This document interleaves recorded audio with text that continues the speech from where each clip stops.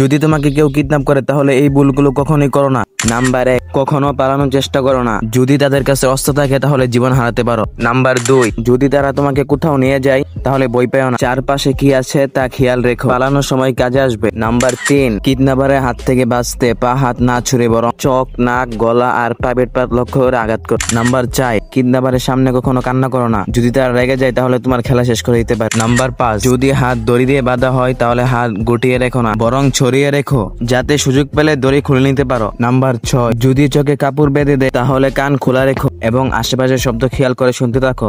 Number 7, যদি তাদের কাছে কিছু না থাকে তাহলে জোরে জোরে চিৎকার করো যাতে লোকজন এসে তোমাকে বাঁচাতে পারে। নাম্বার 8, যদি কোনো ঘরে বন্দি করে রাখে তাহলে সাথে সাথে পালানোর চেষ্টা করো না, ধরা পড়লে আর রক্ষা নেই।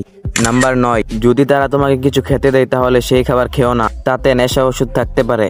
নাম্বার 10, কিডন্যাপার যা বলছে তা করো, কিন্তু মনের মধ্যে পালানোর একটা বই সৃষ্টি করে রাখো আর সুযোগ পেলেই দৌড়ে পালিয়ে যাও। আর হ্যাঁ, ভিডিওটি লাইক করে দিও, কারণ লাইক করলে ভিডিওটি এখানে সেভ হয়ে যায়।